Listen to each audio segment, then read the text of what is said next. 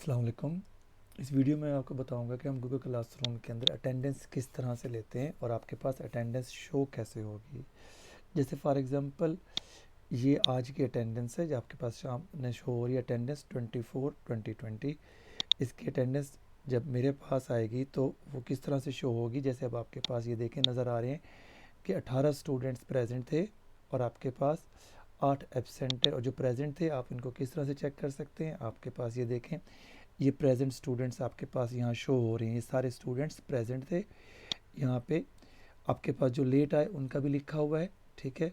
और ये स्टूडेंट वो है जिन्होंने क्लास अटेंड नहीं की, क्योंकि अभी कुछ हमारे स्टूडेंट्स को पता चल रहा है और कुछ स्टूडेंट्स को पता नहीं चल रहा। तो लेकिन यहाँ से फिर भी आपको ये क्लियर व्यू मिल जाता है कि 18 स्टूडेंट्स ने क्लास अटेंड की है और 8 ने क्लास अटेंड नहीं कर सके। अब ये अटेंडेंस हम लेते किस तरह से, इसके बारे में मैं आपको बताता हूँ। अगर ये सेकेंड क्लास की मैंने फॉर एग्जांपल मैंने अटेंडेंस लेनी है, मैं उसकी अटेंडेंस लिस्ट बनाता हूँ आपके सामने, आप देखिएगा आपको समझ आ जाएगी। ये सेकेंड क्लासरूम गए, क्लास वर्क, क्रिएट में यहाँ पे आपने क्वेश्चन पे क्लिक करना है। किस पे? थर्ड ऑप्शन क्वेश्चन पे क्लिक करना है। क्वेश्चन पे क्लिक किया, क्वेश्चन पे आपने यहाँ लिख दिया अटेंडेंस आपने लिखा, और सेम यही टॉपिक यहाँ पे हमने टॉपिक किया अटेंडेंस। अब यहाँ पे अटेंडेंस आपने चूज़ की है, मैंने 19 लिखा हुआ है, आप इसको रीचेंज करके या तो क्रिएट न्यू टॉपिक करें, यहाँ पे आप डेट लिख दें, आप अटेंडेंस किस डेट की ले रहे हैं।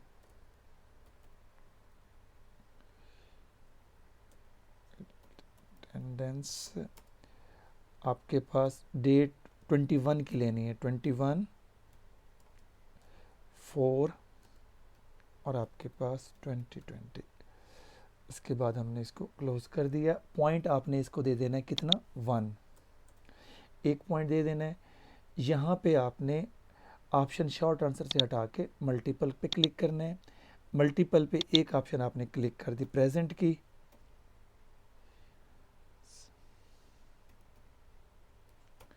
प्रेजेंट। सेकंड ऑप्शन आपने क्लिक कर दी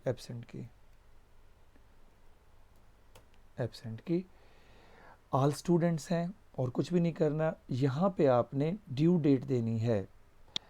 मेरा अगर पीरियड है कल 21 डेट को और मेरा पीरियड शुरू अगर होता है 11:55 पे या 12 पे स्टार्ट होता है, स्टार्टिंग बजाय आप इस पे एंड टाइम लिखें। आपके पास जब आपका पीरियड एंड होता है यानी उसके दरमियान तक भी कोई बच्चा आ जाता है तो अपनी अटेंडेंस को वो कर सकता है।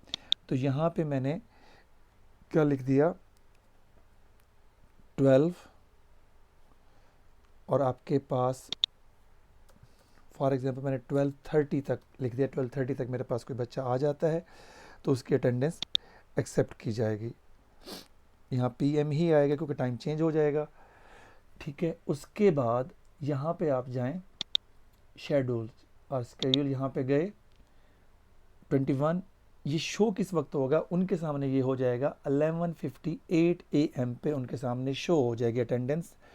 और वो उनकी ड्यू डेट कब तक आ जाएगी? ड्यू डेट वो है जैसे बताया 21 ही है, लेकिन उसका टाइम 12:30 PM तक उसको सबमिट कर सकते हैं। यहाँ पे आपने शेड्यूल किया, शेड्यूल के बाद आपके पास ये अटेंडेंस अब उनके सामने शो नहीं होगी।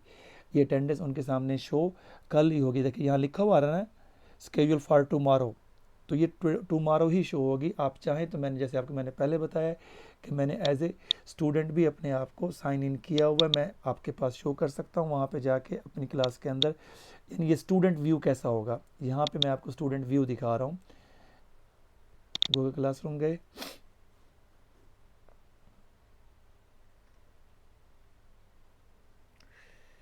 सेकेंड ईयर, क्लास वर्क, यहाँ पे आप देख सकते हैं उनके सामने कोई अटेंडेंस शो नहीं हो रही। ये देखें आज की अटेंडेंस हुई शो हो रही है कि आज की अटेंडेंस क्या रही है। ये अटेंडेंस आपके पास शो हो रही है कि आज की अटेंडेंस किस तरह से है, व्यू टर्न इन और किस तरह से है।